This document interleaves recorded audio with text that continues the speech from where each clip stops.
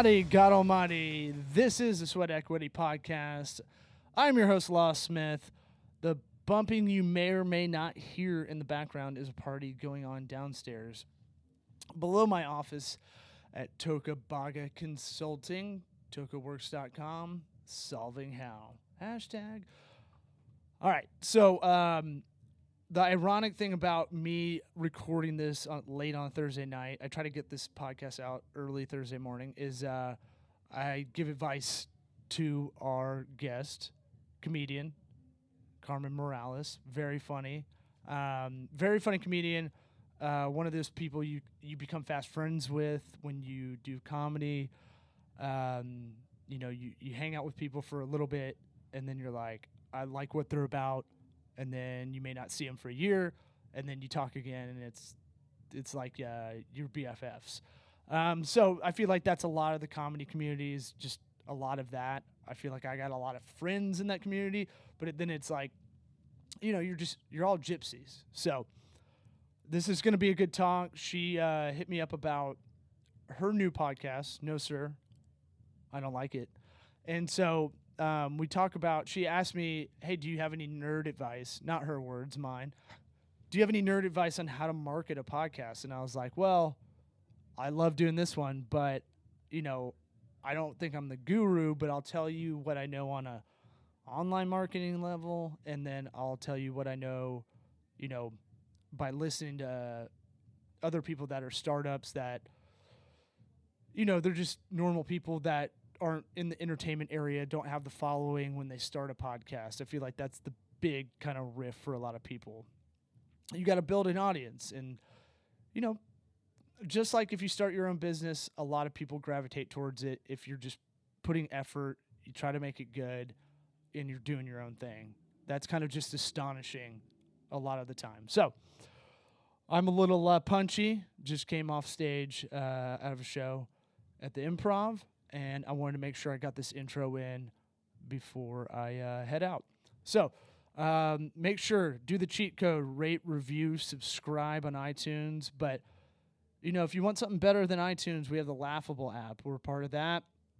We're listed on there. The deal with Laughable is that you can tag me or your favorite comedian or I think any personality that's been on a bunch of podcasts or has their own big one. And it'll let you know when you go on another podcast. So if you like Al Madrigal, he was making the rounds to promote the new Showtime show, I'm Dying Up Here. Fucking awesome, by the way. Watch the first one. I was amazed by how good of a drama it is to get the Comedy Store in the 70s. But it would tell me, oh, he's on Rogan, he's on Bertcast, he's on this and that, he's on WTF. So if you want to tag people to follow him, that's kind of the big problem with a lot of podcast apps is you can't do that. So, go give us a rating over on iTunes, then go download the Laughable app, and then, you can tag me and hear this mumble on other people's podcasts.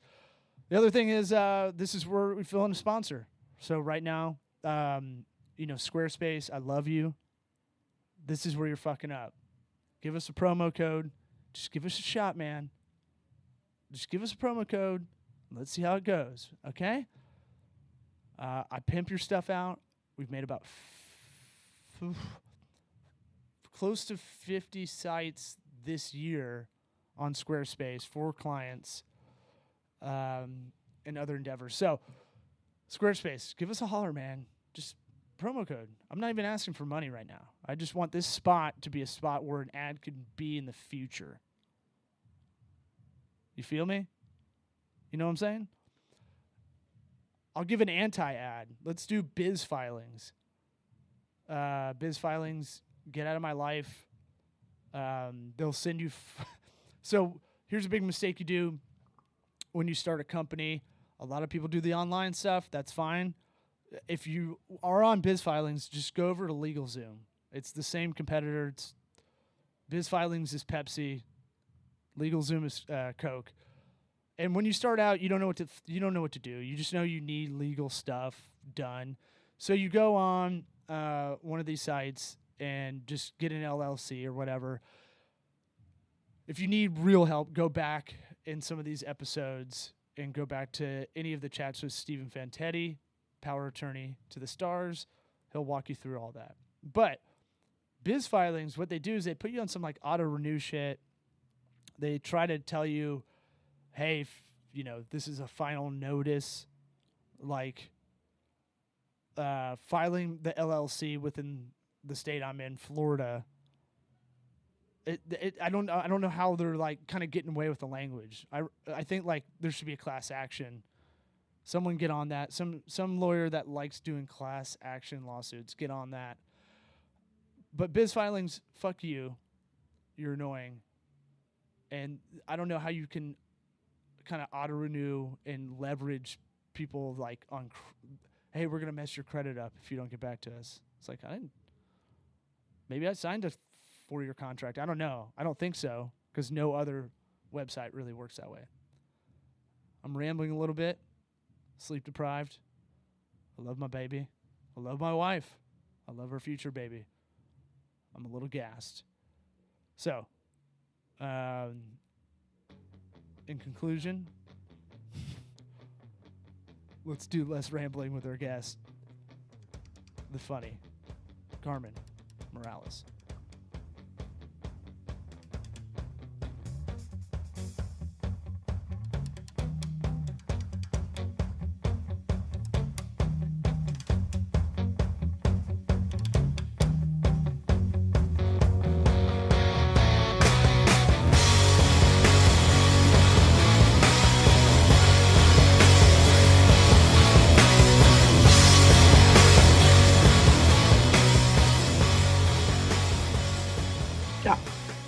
Not again.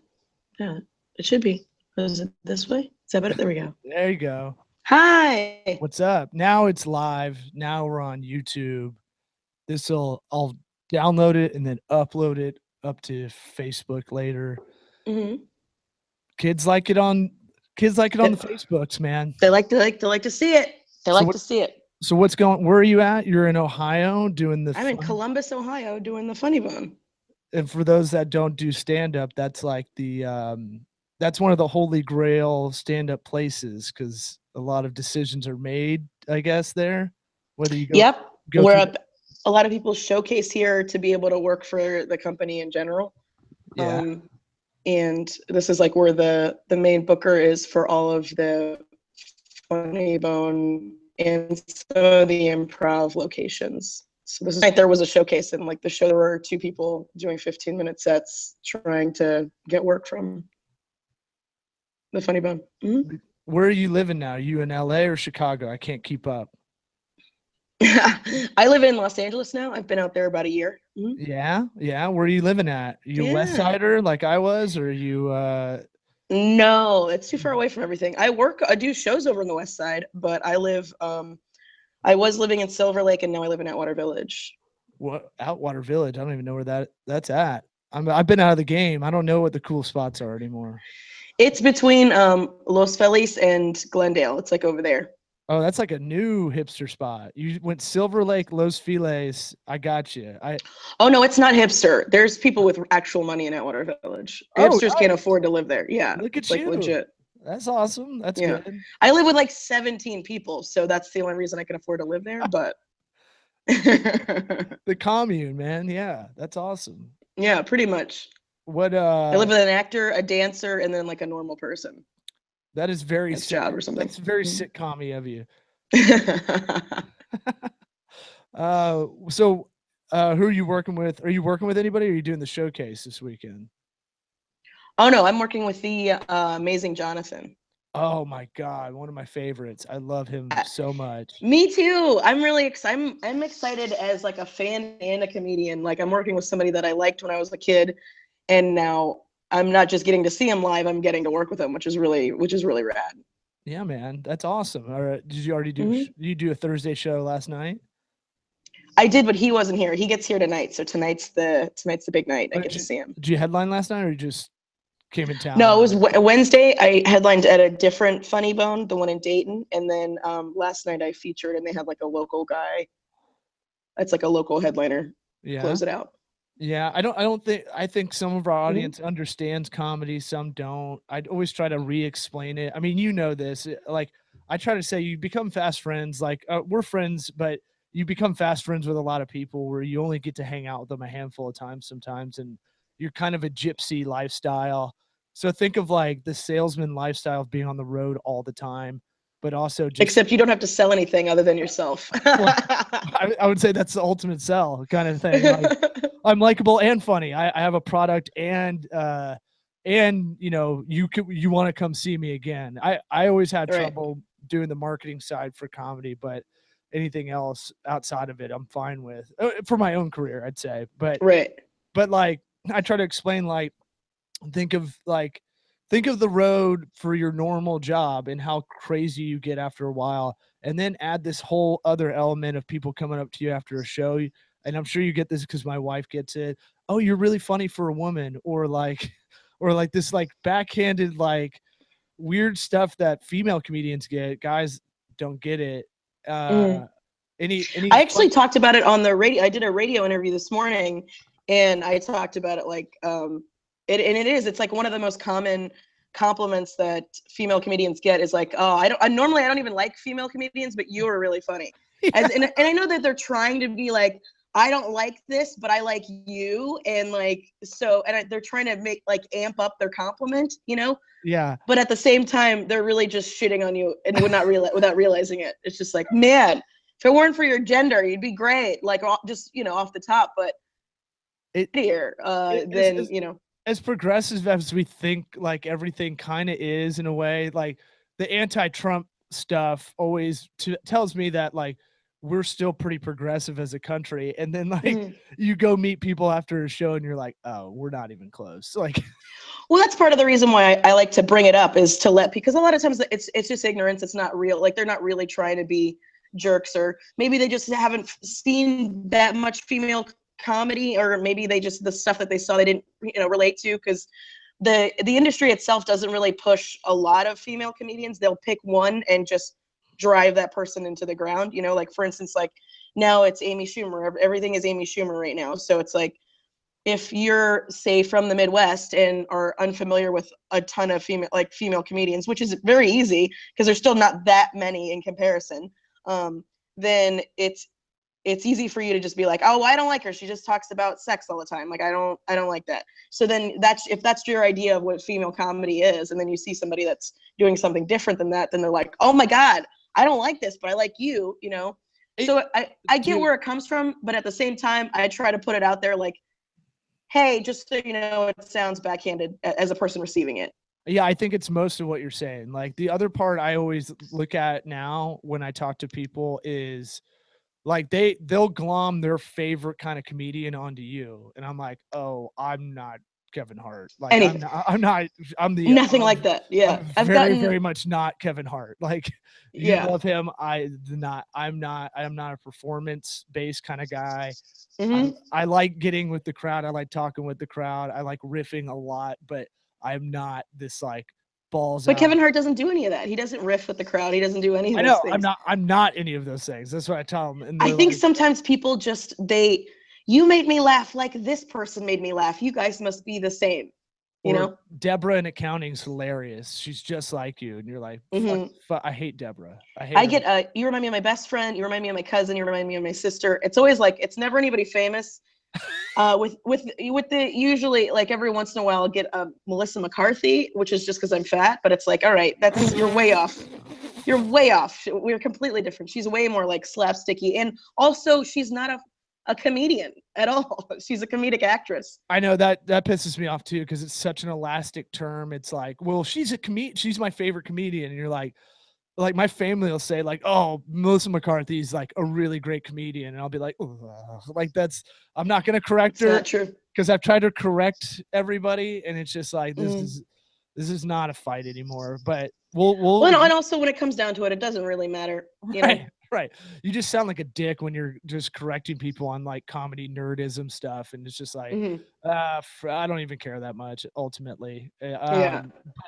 But it is one of those things where like you know, I say it as a male comedian, like I saw it, but I didn't really understand it until I saw people talking to my wife after a show because she does stand up Hmm. for the listeners that don't know. But like, you know, it's that thing of like, and people are just nervous too to talk to you after a show.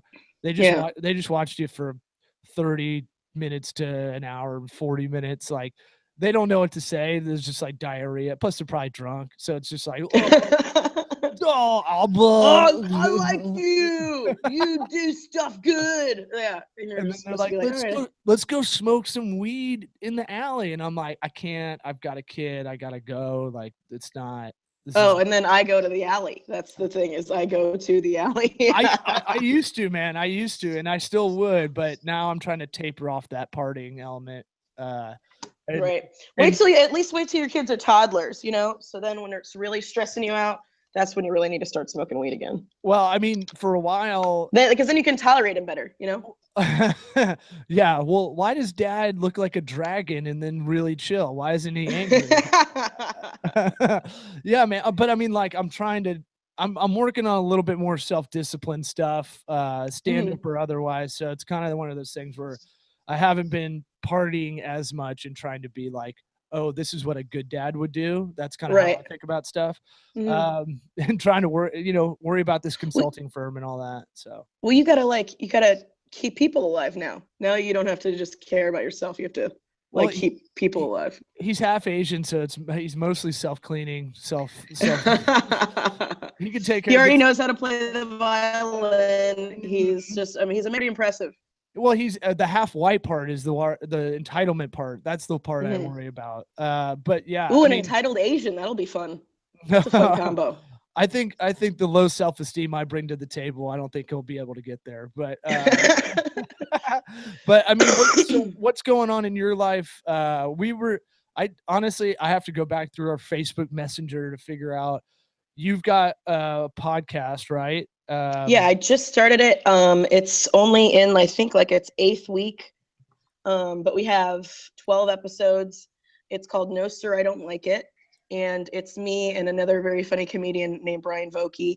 And I mean, the name, it's very like dead on. We talk about things that we don't like, anything from social constructs to foods to politics to human behavior to things that comedians do, literally anything that we don't like. And then we have comedian guests on, and they talk about things they don't like. Because I don't know if you know this, but a lot of comedy is based in things that we don't like. what? So it's, What? yeah, it's complain about stuff.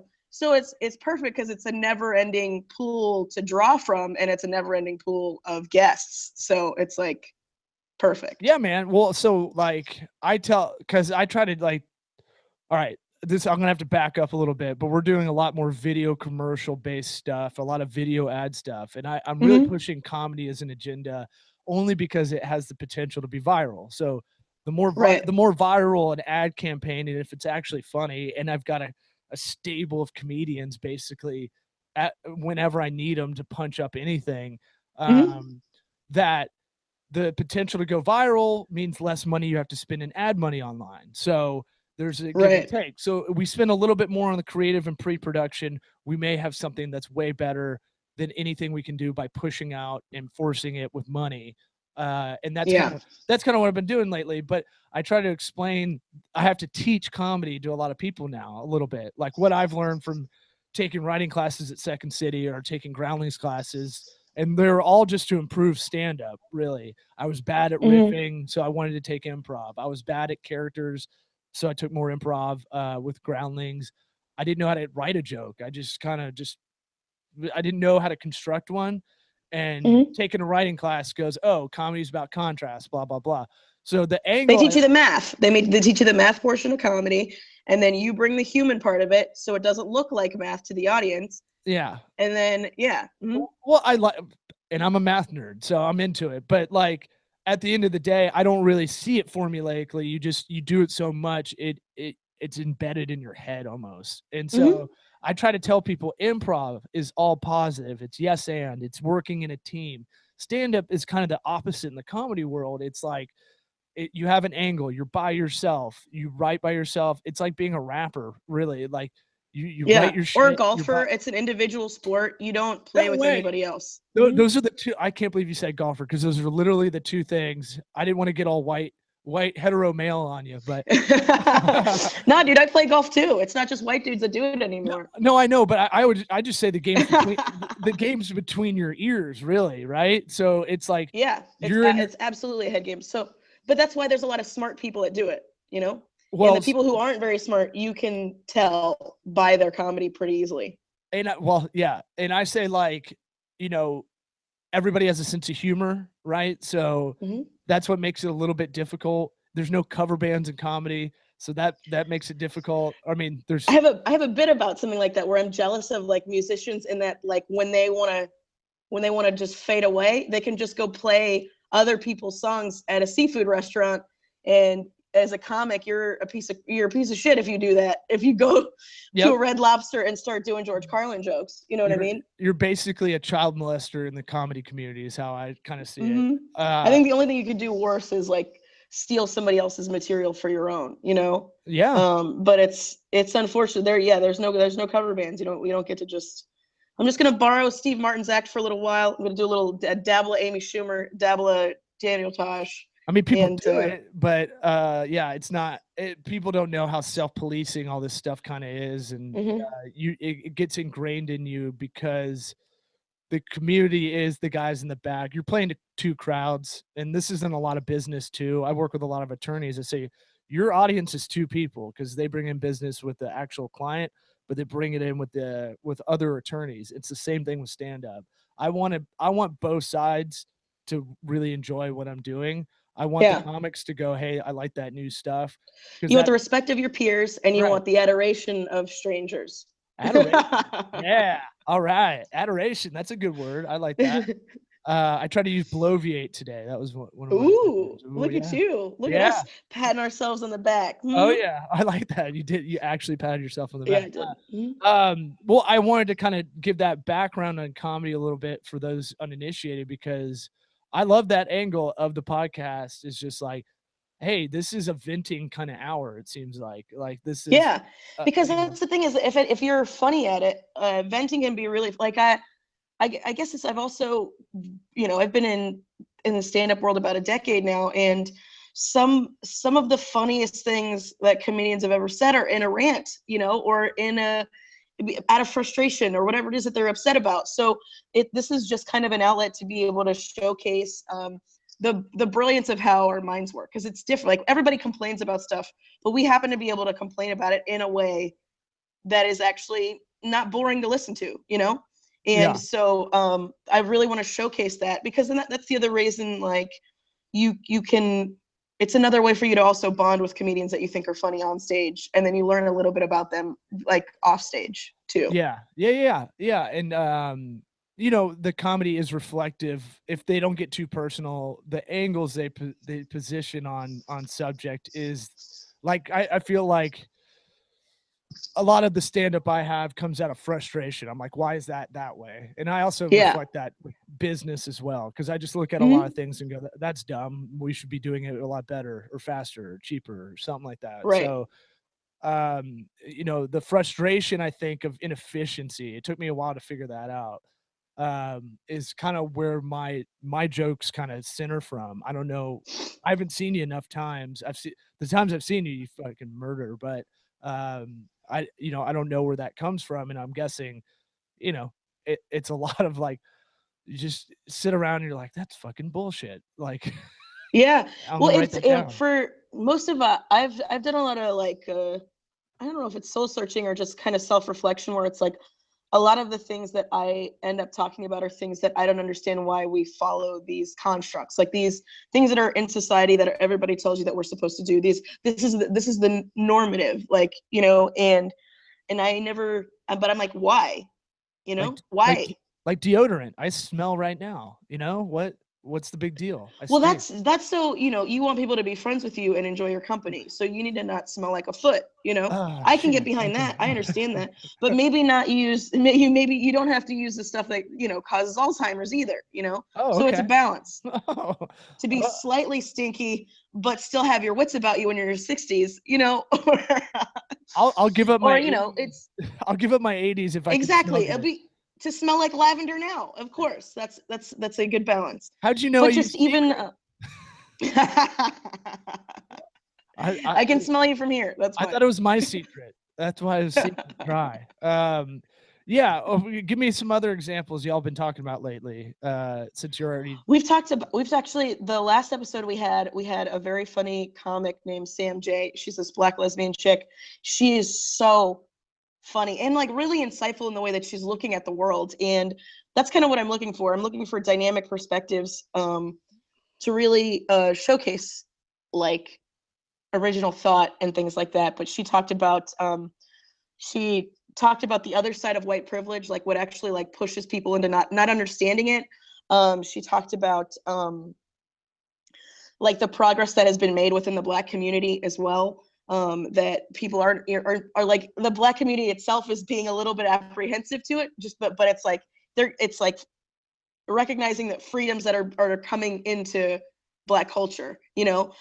For example, like there's a rapper out right now that is literally a gang member, but who also wears dresses when he raps, and threatens to kill you. You know what I'm saying? Like that's something before in Black culture you weren't allowed to be weird. You know, you had like it was very like driven that you had to be Black in this particular way because that was what the culture that was created. You know, because Black Americans are very unique in the sense that they were uprooted from their original culture and then had to create their own culture when they were here, you know. And also about we talked about white women and our issues with them, because it's almost, yeah, you get it. It's almost as if like a lot of and not all, obviously some of them are really like some of them get it, but most of them don't.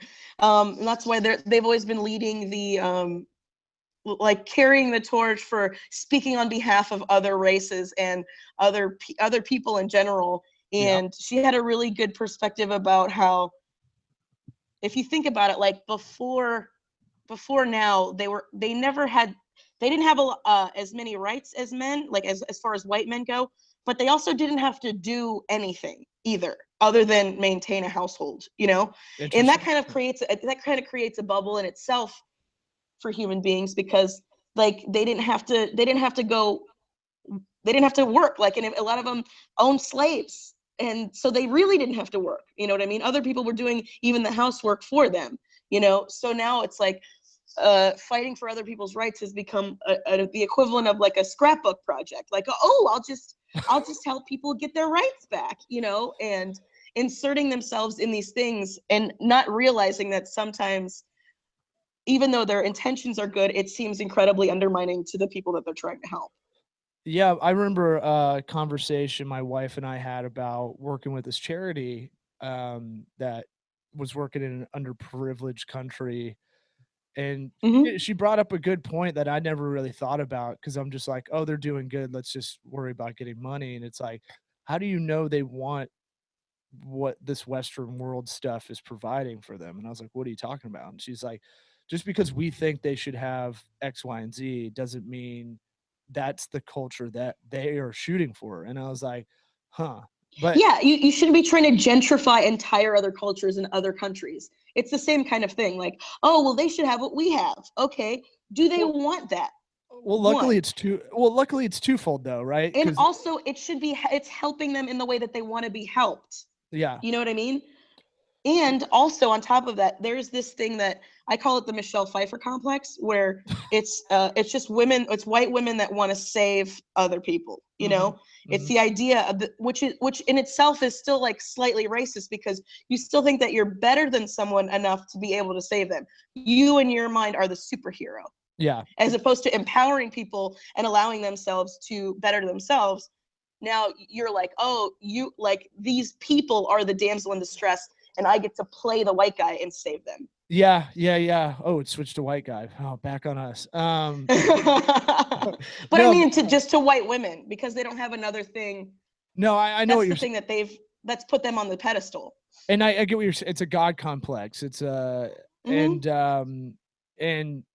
you know, people drive in bad neighborhoods and they go, "Oh, that's so terrible." And it's like, It's so well, terrible, but then they'll lock their doors too. So it's like right. terrible Well, and but it's also like it's not it's A, it's not terrible, and B, like it's a lot of what people know sometimes when you grow up in just an insular kind of area. And so it's like it's not as bad to them as you think because you've had it so good in a way. Mhm.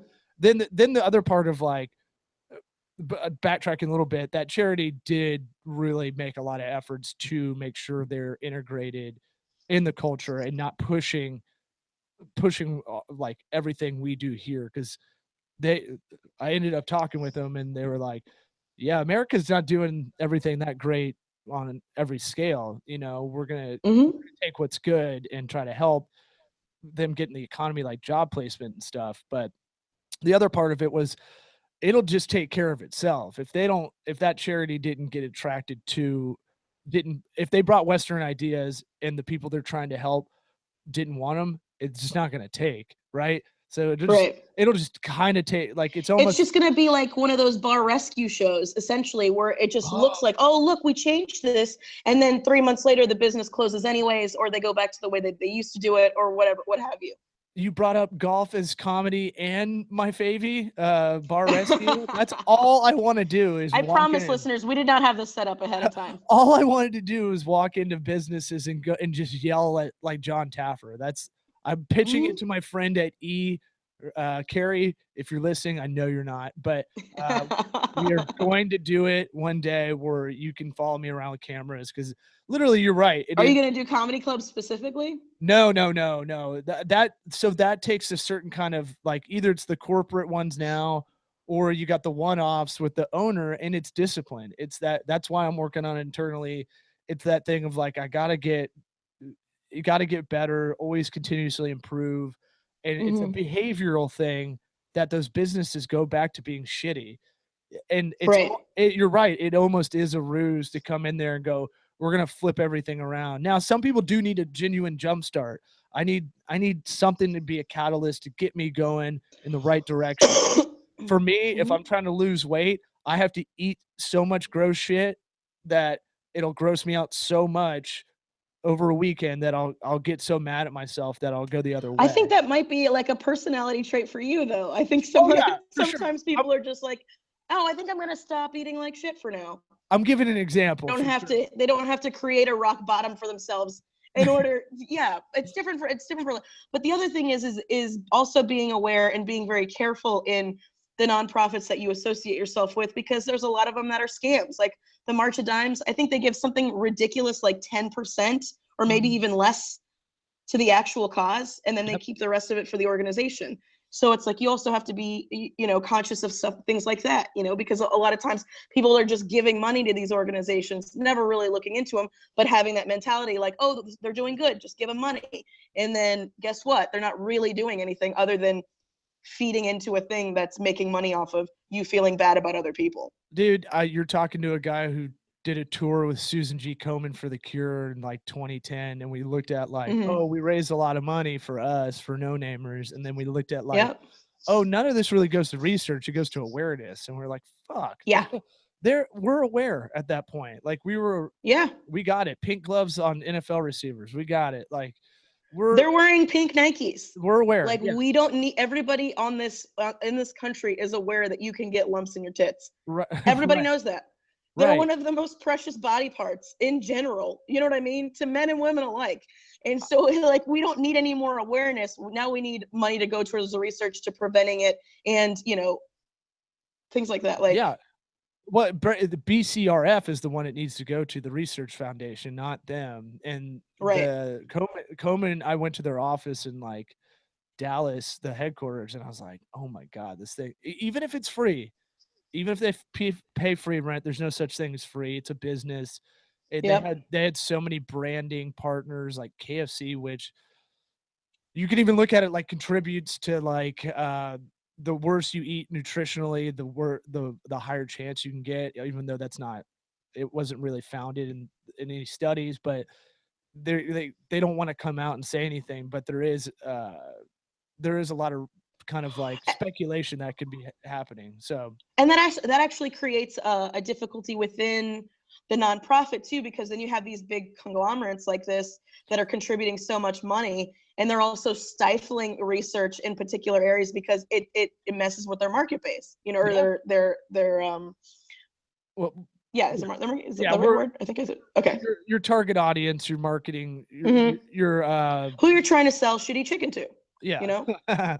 Well, and I wrote today, I don't like to be controversial, but they have the shittiest fries of all fast food. They're Potato not even wedges. fries, they're like wedges. Right. Who wants that? I think our mutual Yeah. friend Larry Fulford was giving me guff about it. But all right, let's get on. So you've got the podcast, and I started it, and we're, like I said, we're about 8 weeks in, and I want to know how to get people to listen to it, because I know, like, the people that have listened to it, I've retained. Like, it's gone, like, every week, more and more people listen, and we're at about the average, which is about, I think they said an average podcast within the first 2 months or something like that, or 3 months, is like 100 and change per episode, and we had got that pretty quickly and have maintained that, and it's still building. So now it's like 140 or 150 every week. It just goes up more and more. Which, and I get, you have to be patient and build something, but yeah. at the same time, I want to know if there's something that I'm not doing marketing wise to either work smarter, or if there's just something that I should be doing to really just put it out there. So yeah, so when you were hitting me up about it, I was like, "Oh, this is great. I want to have my friends on that I can help." Because I was doing this over the phone and helping friends out, and I'm like, "Well, this is kind of what my podcast was supposed to be about. It's kind of get the sweat equity going on a project you're working on. Right. I can impart any advice I have. Obviously, I'm not Seth Godwin or whatever, Godin or Yeah. some of these bigger marketer guys, but I do know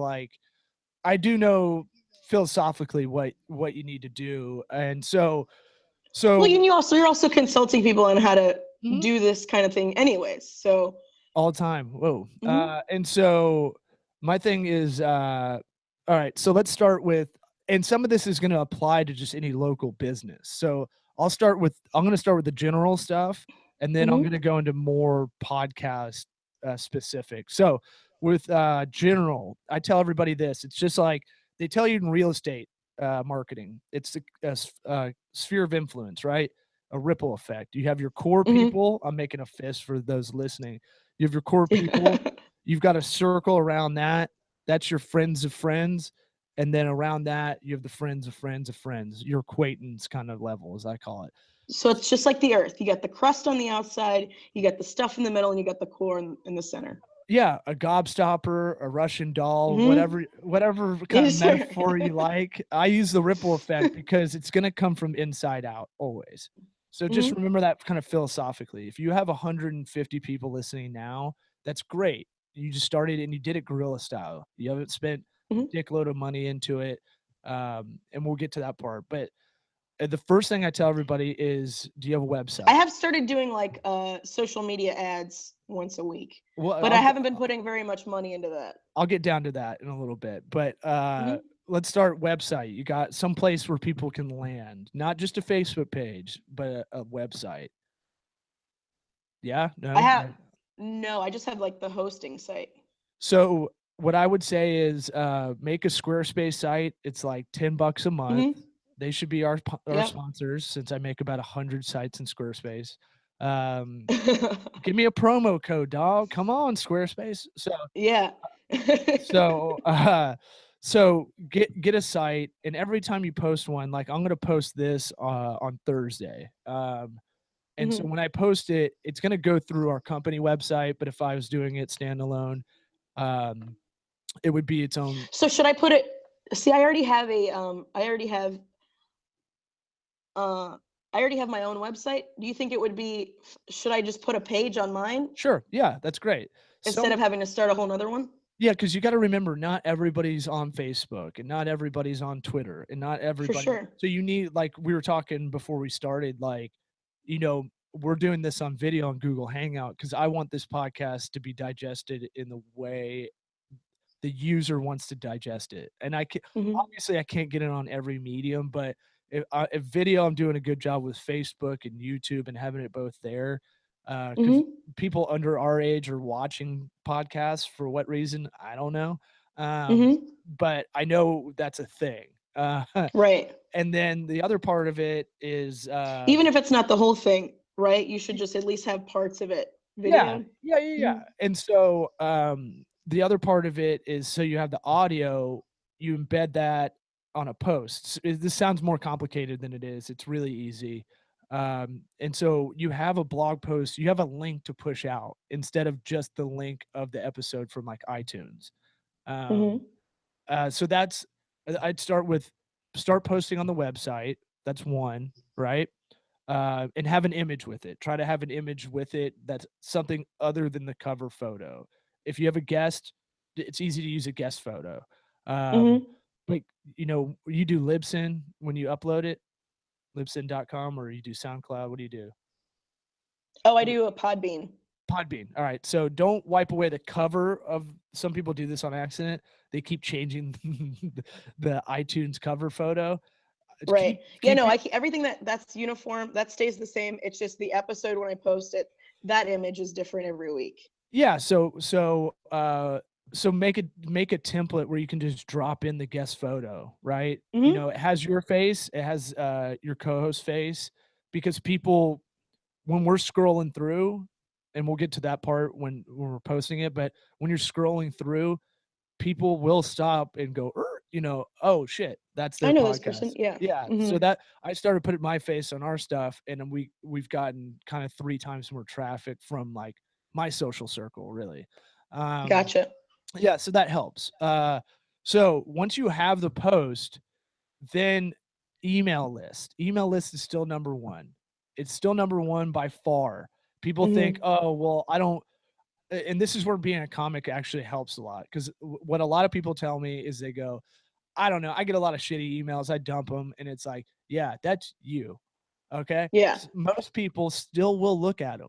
It's just like junk mail in your actual mail. They still glaze over it before they throw it away. Right. And try to get, so you're building that audience. See if you can get an email list started with the Mm-hmm. 150 like strong Well, I people have that, like some emails from like me being on the road and stuff like that. I started collecting emails and perfect. I thought about dropping out like, Yeah. a newsletter with, hey, I started this So the thing about this for, medium, yeah. look, man, the thing about this medium is it is like your friend is in the room. Like, most people are listening to this with Mm-hmm. earbuds. I've had clients vet me out by listening to like the last 6 or 8 episodes, because if they think I'm a bullshit artist, they can. It's really hard to do over a series of An hour episodes. podcast. Yeah, exactly. Mm-hmm. So like, my thing with that is like, yeah, you have an email list. Go to Mailchimp. Start. It's drag Mm-hmm. and drop, just like Squarespace. Really easy. You're smart. Mm-hmm. You're smart enough to follow YouTube videos to figure out how to do this stuff. But Yeah. every time you have an episode, push it out, man. Push it out from you. Get your co-host to do the same. You guys have what's called social capital, is the douchey term, but you have social Mm-hmm. capital. So you guys got two ripples, really.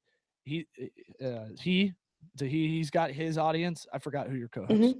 Uh, His name's Bryan Vokey. He's Brian. also, he doesn't have as large of an audience as I do, but he Doesn't still has matter. a bit of an audience and like an influence over, and actually a completely different scene too of Right. like type of people, which is 20, awesome. hey, it's worth it if it's 20 people on an email list, right? So like, Mm-hmm. and I always tell, like, we have about 500 to 1,000 that listen to this, and I try to tell people, think about being in the Ybor Improv, or being in one of these big comedy clubs and seeing that many people in one room, and they go, oh shit, Mm-hmm. it feels a lot bigger. So try to build on the audience. So what I would tell my audience is, hey, if you like this, please push it out.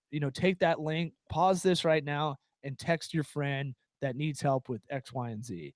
Mm-hmm. Sometimes that helps as a little bit of a promo within the podcast, because you want to build that core audience out. Um, so the email blast will be great.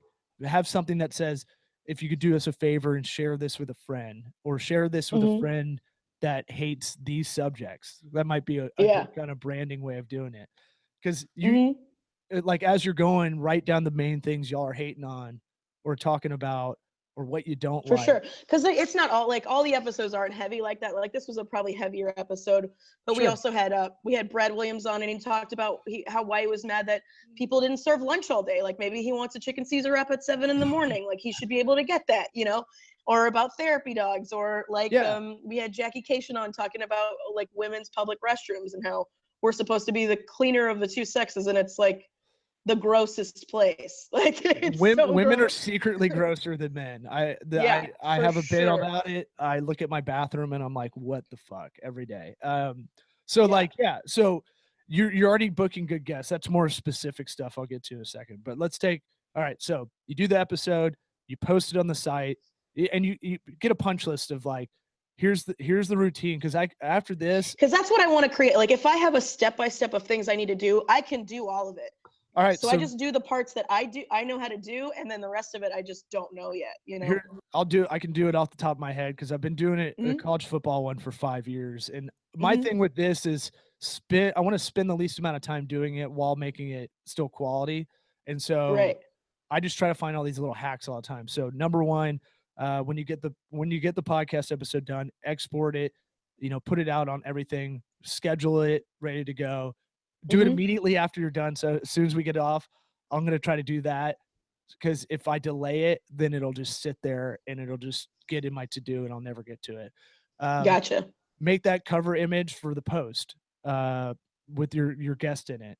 Then on the post, embed any video, any of the text, like I don't like X, Y, and Z. So video editing, if you do any editing, I don't. I just kind of wrap music around this and that's it. 3, make the post. 4, email blast. MailChimp's free up until 2,000 subscribers. MailChimp should be promoting this podcast, advertising on here. All right, so you got those 4 things, right? It sounds daunting. You can do all of that in about 20 minutes once you get the hang of it. Right. Then 5, all right, now schedule out the posts for social media, like your organic. So you're going to have a page for the podcast, and then you're going to have your individual pages. Right. If you want to spend $10 a month and get Hootsuite or Buffer to help you with that might be worth it. It might be a good cost benefit. You might want to roll it into, what you're doing to promote your brand anyway as a comedian. Because this is kind of one chunk of you as a company, really, as a brand. Right. I hate saying you as a brand. This is a department of my department store that is me. Exactly. Like the comedy is the main part, but you're going to be doing acting and you're going to be doing podcasts. But this is the thing that will bring in people into to see you eventually. Like we know comedians that are doing well by building an audience through the podcast, then people want to come see them. So much so that they're just doing live podcasts and stuff like that as well. And like people before, it'd be like maybe only 10 or 12 people would actually come out to something like that. But now it's like huge. Like Bert Kreischer and Doug Stanhope just did a live swapcast in Bisbee, and they had like hundreds of people there to watch it. Already listened to it. But Papa Bert went to my high school, and I listened to his podcast because it's interesting how many Tampa things he'll throw in there. But also, I like his stuff of like stay in the nautical beacons, find these people to look at and go, I need to kind of stay within my zone kind of thing. Who's going to keep me in that discipline zone? All right. So you've got, after the email, start setting up. All right, this is the best time to send the email to your audience, by the way. If you have a professional crowd sitting at 6:30 in the morning's awesome. If you've got kind of a crowd that might wake up later, maybe lunch might be the best time to send that email. You got to be curious about the stats that you're looking at and make bets. How would you find out that information? It's on MailChimp, man. They let you know. So like, MailChimp would tell you like when they look at the email, when they open it, that type of info. So so it has all the analytics in there. Okay. It'll tell you what email clicked on something. Like it'll tell you a click rate. So the email might have a good open rate. A good open rate's about 20%. That's like decent. So subject line matters. So if you write like, I'd pull out one line while you're doing the podcast and use that as a subject line, because there's going to be one funny Well, line, it's usually what I use to title each episode. but switch it up, see if it works. So you're always making bets. I wondered if I just did subject lines where I pulled out a funny quip that's standalone, that might pull more intrigue on the people I'm emailing. Like if I just do the title, maybe they saw that earlier and didn't, go over. So do that. And then we get to the social. So post it on, if you're going to post an image on Instagram or a photo or a video, maybe try to pull that image of the cover and put it there. But if you have video might play a lot better. So if you do like a teaser video once you're all done, we just did this episode, it's out right now, something like that. You can always do that. But Instagram's tough because it doesn't link out. So you have to put like links in the bio. You know how to do that. Yeah. Facebook, make a Facebook page for the podcast, and then you have your personal account. So find the best times to push stuff out. Then I'm sloppy about it. I kind of just do it willy-nilly. But if I was smart and I was really dedicating time to it, make that page, because then you can advertise through that page too. Right. And that's how I've been doing it, is because that's the other thing too, is Facebook is, their algorithm is really shitty as far as like you, first of all, leaving any external links. So I always know to put everything in the comments. So more people get to see it. And also it's like, I'll post it from the actual page itself and share it several times on several different pages. And then I'll also post about it directly onto my own page. So it might be worth figuring out how to do video and posting the video there. Cause we found like, yeah, maybe I'm not getting the downloads audio wise, but for a college football one, we do video. I'd post it, and then I'd target expats, people not in the United States, but love college football. So people that born here that love college football, because they don't have anything to listen to. So I used to advertise $20. We get like 3,000 views. Like we'd get like an insane amount of people for that low amount of money. Right. But I'm super proficient with Facebook stuff. I'll get to that in a second though. We're just talking. I always talk about like when you put money behind anything on social media, you're technically making an advertisement. So a boosted post, people are like, it doesn't work, and I'm like, it works. That's it does work if you're calculated about it. If you don't just throw money at it without any thought behind it. I'll get to it. I'll tell you some secrets. So, Pinterest. I would look into Pinterest. I know that sounds really silly. Man, I've been trying to dodge Pinterest for so long. Women and European men use Pinterest. Now you use it the way you want to use it. Don't feel like you have to be corny and like post inspirational shit all the time. It's just it's another way people might find you. Not everybody on Pinterest is what the aforementioned white housewife that's really entitled. Right. A lot of people, it's a vision board for a lot of people.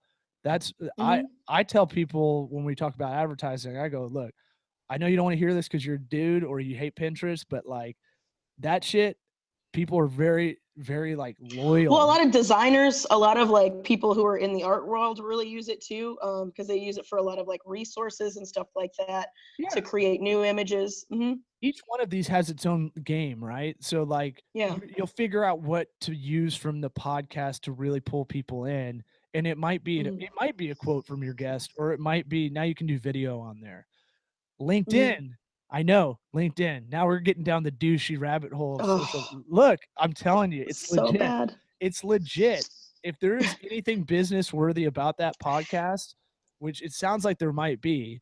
I don't think it is. I think it's a bunch of comedians complaining about shit.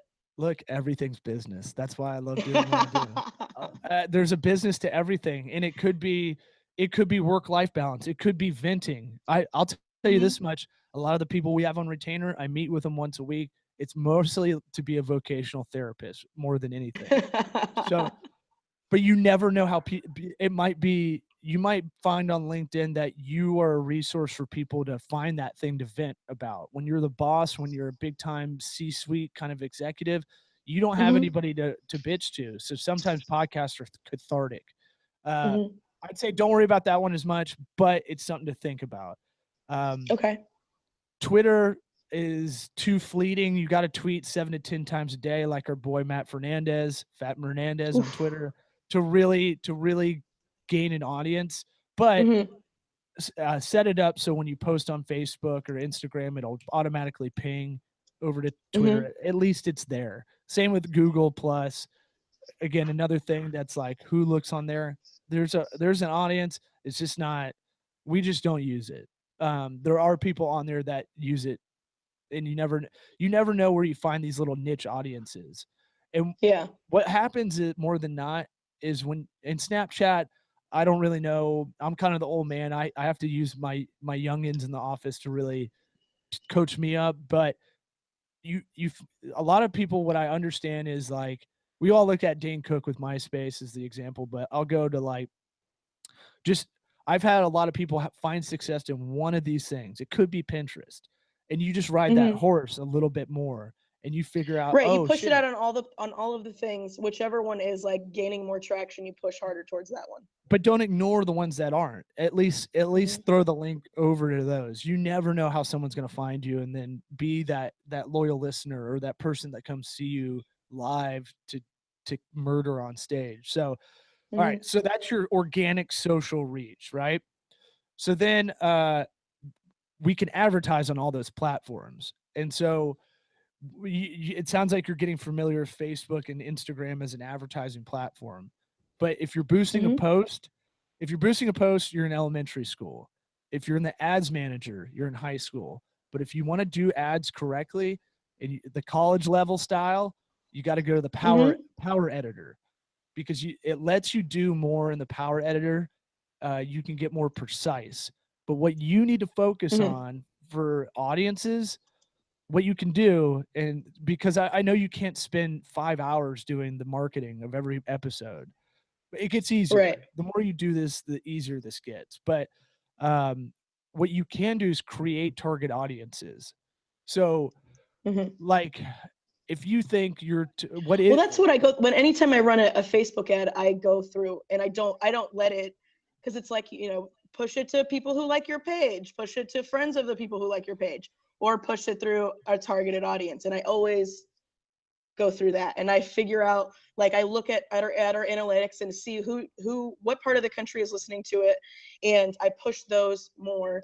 And then I also I uh it's also like interests. I also go through interests and stuff like that, and things that we talk about on the podcast, comedy in general, stuff like that. Like, I go through and I make it precise but as far as where it's going. you're gonna kill yourself if you're trying to do it per episode and trying to find these audiences. What you need to do is you create like 3 audiences, right? That are just Mm-hmm. always there ready for you to advertise through. So you have the people through the page and the friends of the people from the page. You've got that, right? Then you've Mm-hmm. got maybe, you know, people that like podcasts. This is a tough one because I haven't been able to figure out like what interests and behaviors makes someone, because they don't have it like a templated kind of behavior on Facebook. Like Right. I can target people that make a certain amount of money per year or their net worth is over 1 million, but I can't get I for whatever reason they don't have podcast listener as like as something they can target. Um, Mm-hmm. but maybe try to figure out that formula. All right, people that listen to Serial and This American Life and Brad's podcast and Dork Forest and Mm-hmm.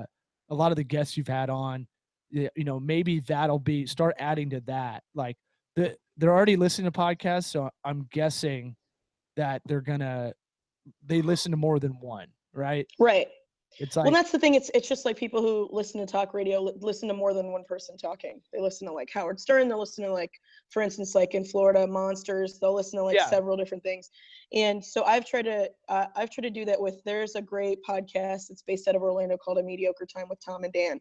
They have a huge fan base, and they've had me on to promote mine. And like, I'll post. They don't mind if I post about my podcast in their specific groups and yeah. stuff like that, because they know they're not going to lose their audience to me. The audience just might listen to more than one podcast now. Yeah, so that's well, I was going to get into more podcast specific stuff. This is still in the general area, but try to find the stuff that Mm-hmm. aligns with that you can target, like that's similar to you. Mhm. And I'm speaking generally, but I'm also trying to speak specific Yeah, for for you. sure. So the podcast specific, you're right. You're doing a good job. Like, go on other people's podcasts. This is my buddy Nick Snap of Make It Snappy. If you listen to his, it's a productivity and operations podcast. Don't get all wet now. I know. Uh, but I mean, it is like, I'm like, wow, you're really finding these Six Sigma guys to listen. It's more of that. He's your buddy that tells you, hey, here's some discipline things. Here's some apps you can use to stay on top of stuff, so you're Mhm. more productive. But he told me he's in the Florida Podcasters Association, and he told me kind of what he's been doing to grow his audience. And the biggest thing he told me was by getting in one of these associations like that, it was able for him to book himself on other podcasts. Now, Mhm. I try to explain to him like comedians are pretty cool about it. If I was diligent, I'd be proactive and say, "Hey, can I come on to do it?" Or like this kind of came up, and I Mhm. was like, "Why don't you come on mine?" And so the more And I you're try to do that with other comics because now everybody, there's so many comedy podcasts, so it's easy for me to just be like, can I so just be on yours? So yeah, but what he told me that was really interesting because I know the comedy podcast. We both know those. We're the comedy nerds. We have to be. But Mhm. the one he told me that got more listeners over than anything was some horse podcast. Some guy in like North Carolina that has like 8 million like listeners. It's Really? something, yeah. So you find these like niche ones that like he did, and he was like, dude, I got more listeners from that than anything, any guest I've been on anything, Oh because wow. that guy cultivated an audience over 10 years of horse fanatics. But it's like every show, it's more than just horses. It's him. And so Mhm. you've got this really, and it's a high class kind of probably well educated or proactive listening base. So you're Mhm. getting people that are the kind of people. The funny thing is, I saw when you posted like, "Hey, could you subscribe and rate our podcast?" And Mhm. it's funny how many people, the ADD of people that click on it, get ADD and forget to do it completely. They're like, "What was I Yeah. doing here? It took too Yeah. long on my Boost mobile phone. I forgot." Yeah. So like, so it's also important to go like, what podcast do you want? Like, try to play your own booking agent for podcasts. Like, what would I want to get on, and Mhm. what I need a reason to go on sometimes. Like, I want to get on like Corollas one day. I need like, Mhm. but I need a reason to do it. And I think if I have an album, then I have something to push. But for now, when I come out to LA one day in the near future, like, I'm just not going to go, hey, I should come on.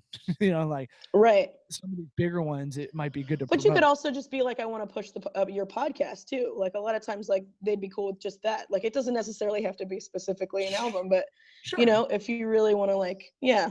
I could push this. I mean, comics for the most part are pretty cool about it. Yeah, but I mean, I'd rather have like a goal kind of thing, and that was the last thing Mhm. I was going to say. Try to be curious about the stats you have, and then also make goals. Like, all right, by the end of the summer, let's say the end of July or August or whatever, we want to get to this is what I do with every client. I get on our big whiteboard. You can see behind me, kind of fuzzed out behind the Mhm. panel glass there. But I get on the big whiteboard and I go, what do you want to do with this business? So try to treat it like just its own little business, right? And Mhm. I write the goals on the right hand side. All right, we want to get to 2,000 listeners. What's realistic goals? 2,000 listeners by August, the end of August. All right, now that's August. We're in May. How are we going to get to there?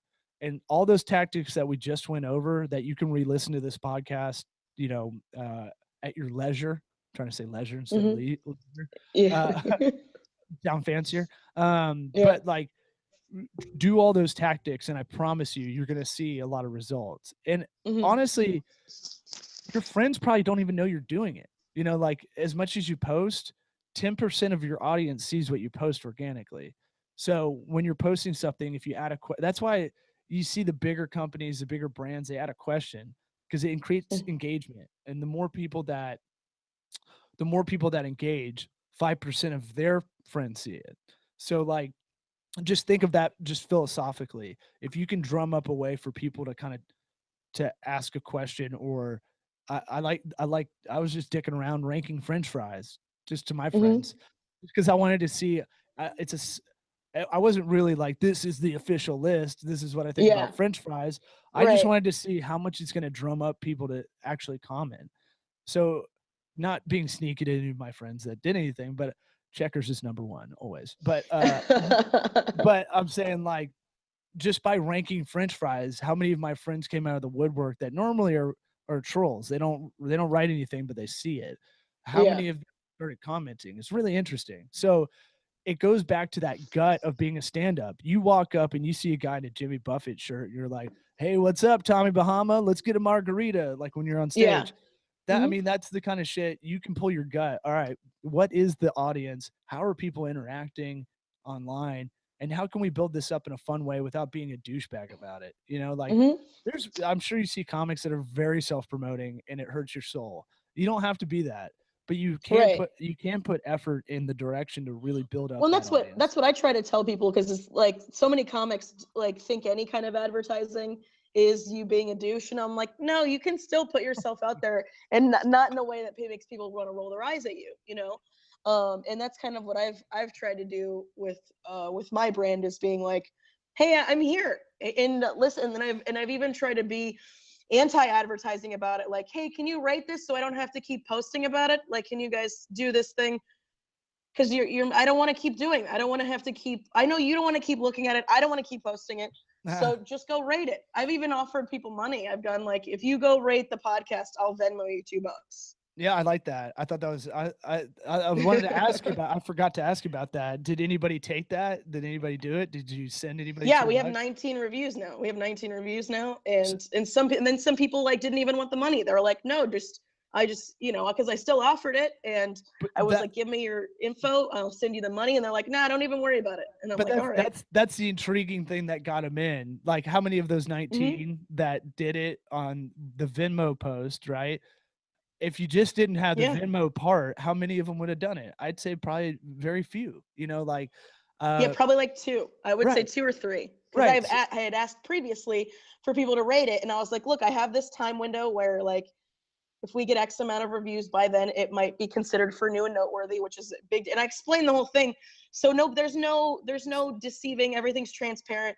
This is how it works. This is why I'm asking you to do this. So next time, You know. next time, make a video of you doing it because video plays more on Facebook. Mm-hmm. That's the other thing. Like Facebook wants to compete with YouTube to be a video provider. So uh, if you are pushing something, try to do a video Mm-hmm. just like you're doing right now on the Google Hangout. Just put in the iPhone mic, headphone set, and just go, hey, here's what we're trying to do. Keep it under 30 seconds if you can. That seems to be the Yeah. sweet spot.